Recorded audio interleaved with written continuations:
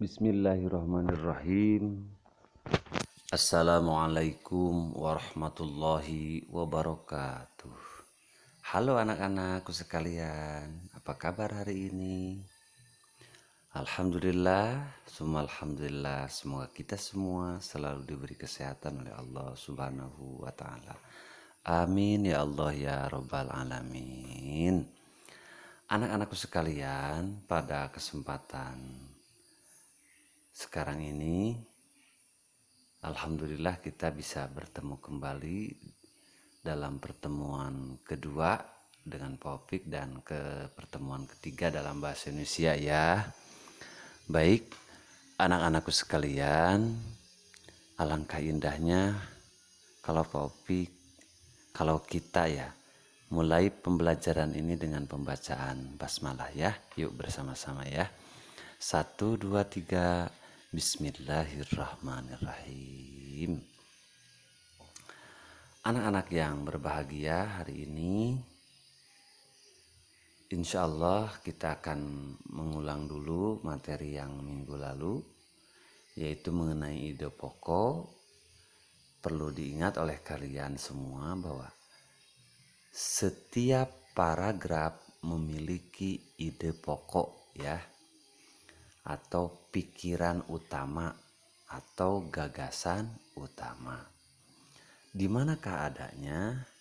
Adanya bisa di awal, bisa di tengah, maupun di akhir paragraf.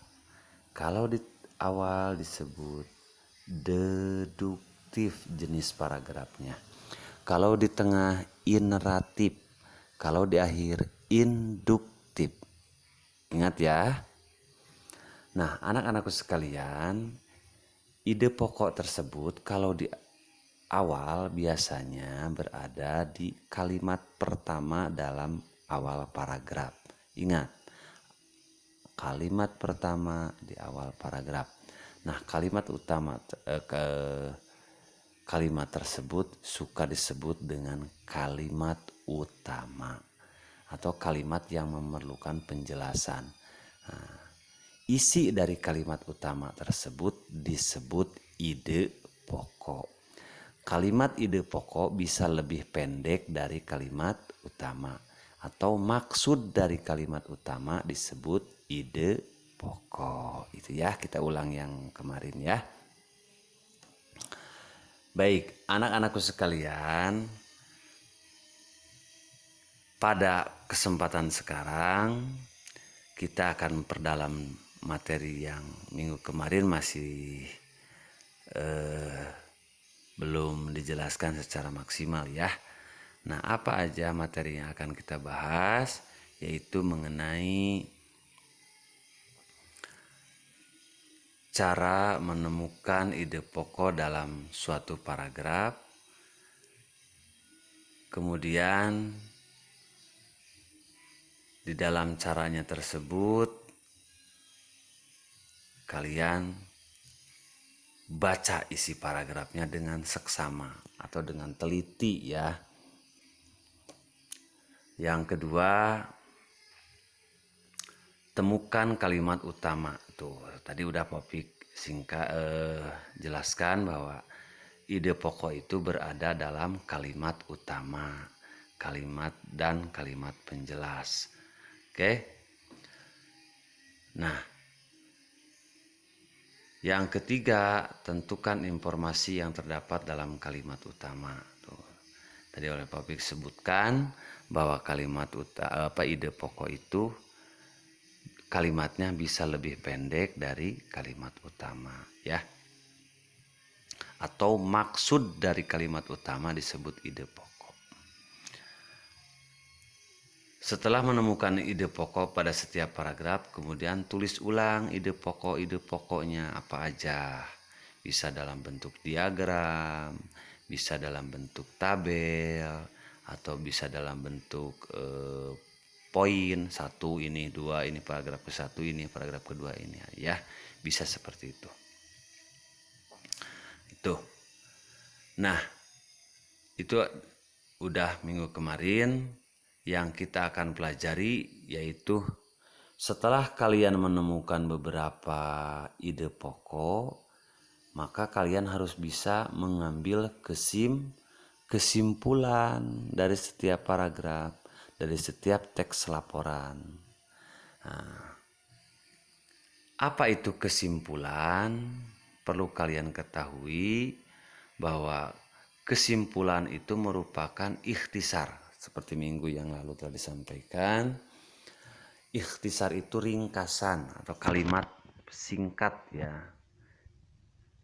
jelas mencakup seluruh teks yang dibaca atau yang ditulis. Sekali lagi, kesimpulan itu atau simpulan itu adalah ikhtisar akhir dari suatu teks ya, atau bisa dikatakan dengan kalimat singkat ya, dari sebuah teks yang mencakup keseluruhan cerita, keseluruhan paragraf ya. Jadi ada beberapa paragraf, akhirnya disimpulkan jadi, nah itu biasanya ya, atau dengan demikian, nah, itu ya. Berikut langkah-langkah untuk membuat kesimpulan. Yang pertama, bacalah teks itu secara seluruhnya dibaca ya. Jangan sebagian-sebagian. Karena kalau kalian hanya membaca sebagian, nanti tidak akan bisa membuat sebuah kesimpulan. Karena informasi yang kita dapatkan hanya sebagian. Nah, untuk menyimpulkan itu, membaca teksnya harus seluruhnya dibaca ya. Yang kedua, temukan informasi penting yang terdapat dalam teks.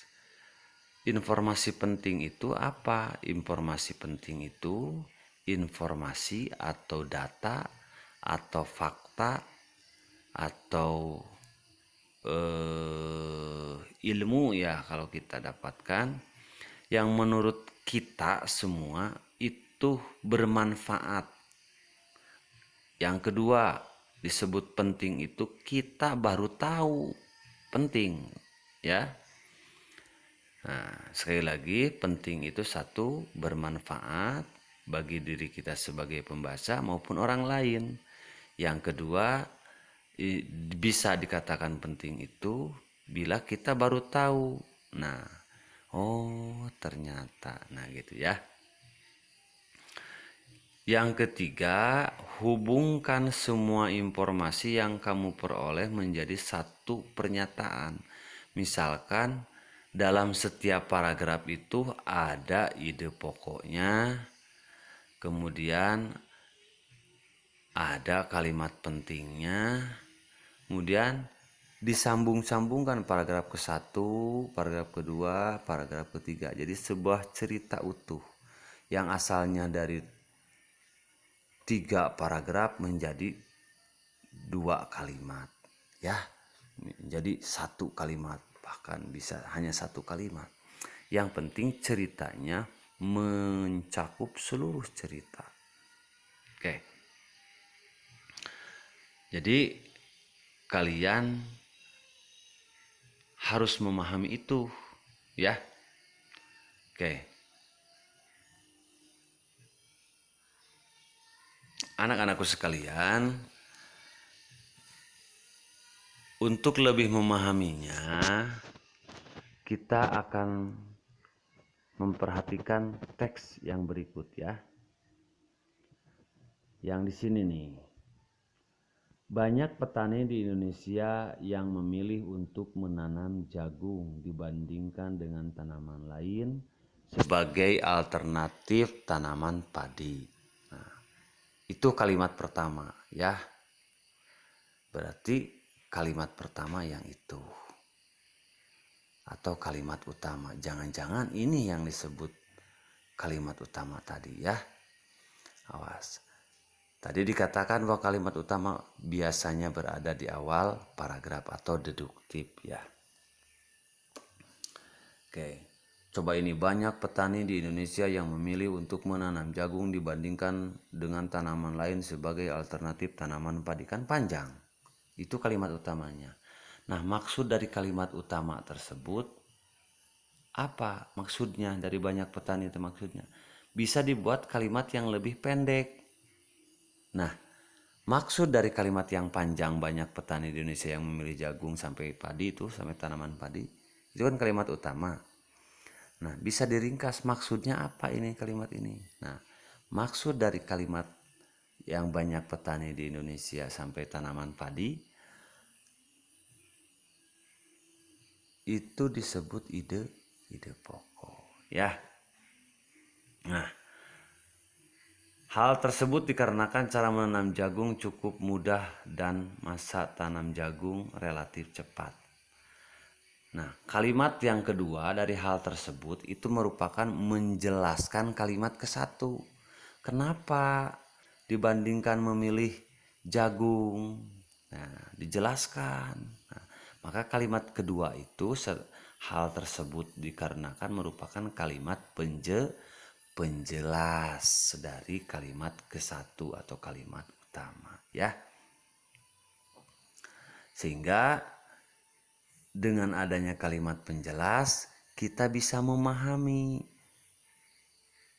Coba kalau hanya sampai tanaman padi, hanya kalimat yang pertama, orang akan bertanya-tanya, mengapa harus menanam jagung?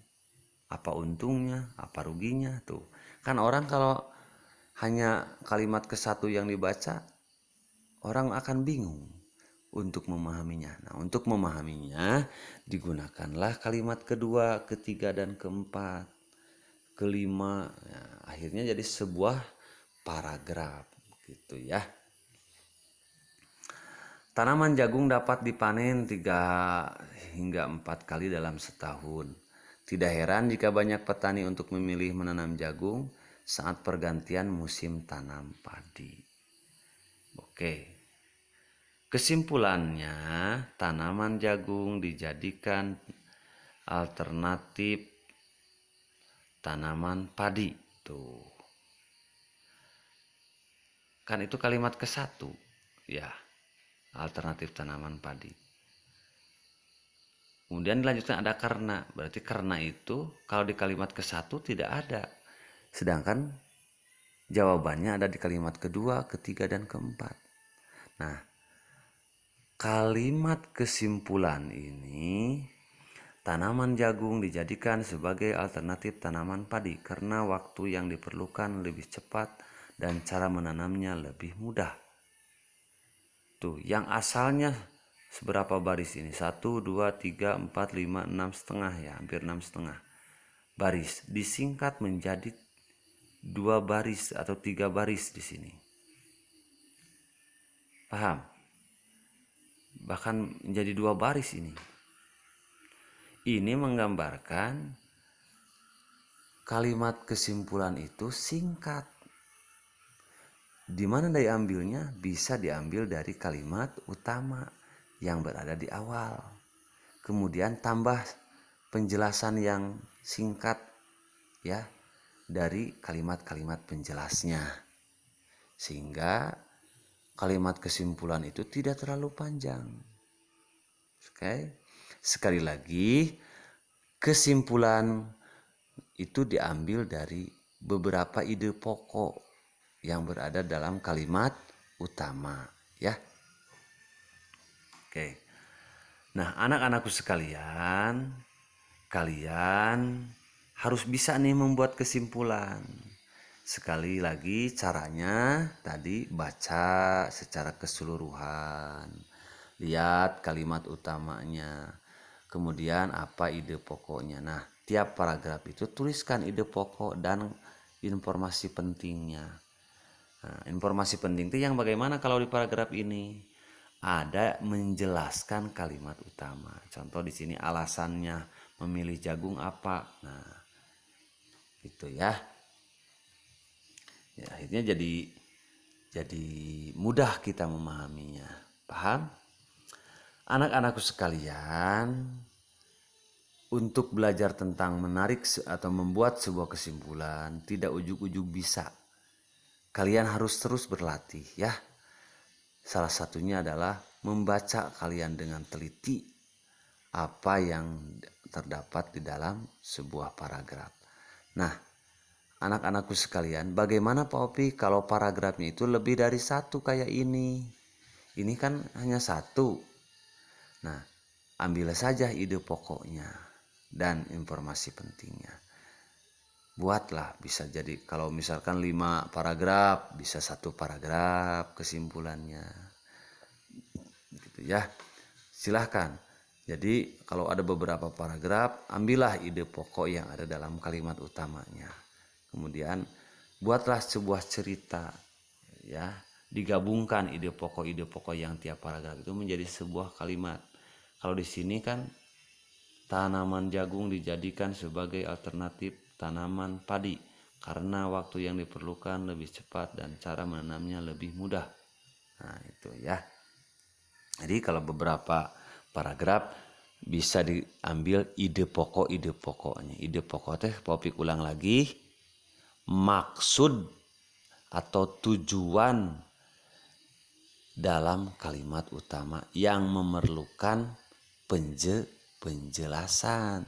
Ya, harus dijelaskan. Kalau nggak dijelaskan orang nggak akan ngerti.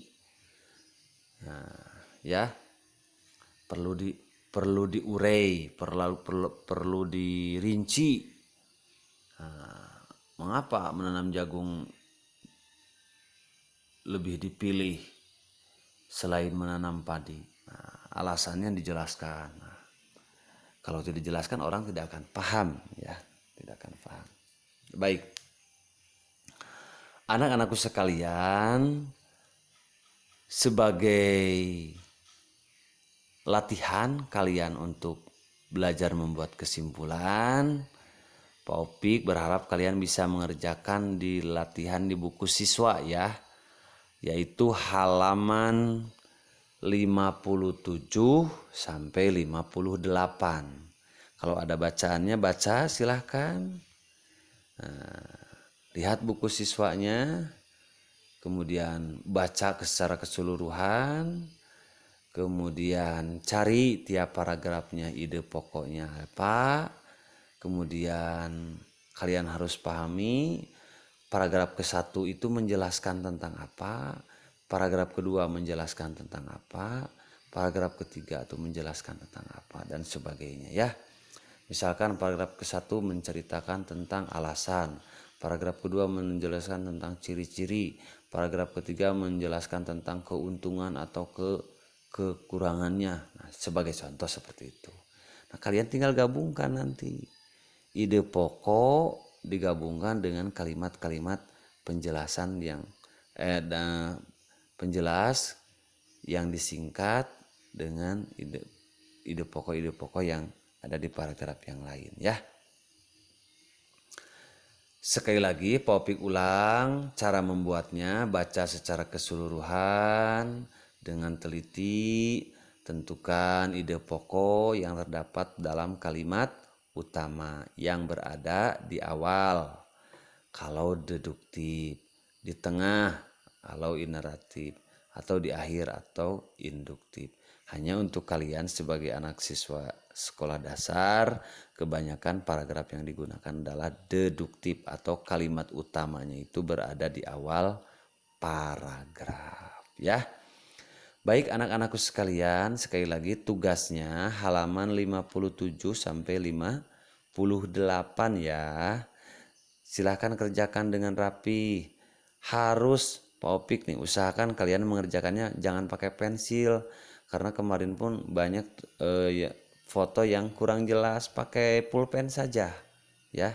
Pak Opik bagaimana kalau salah coret ya, coret kata yang salah, cuman nyoretnya hanya 1 kali, jangan berkali-kali ya. Kalau mencoret itu cukup 1 kali ya, kalimat atau kata yang salahnya, paham?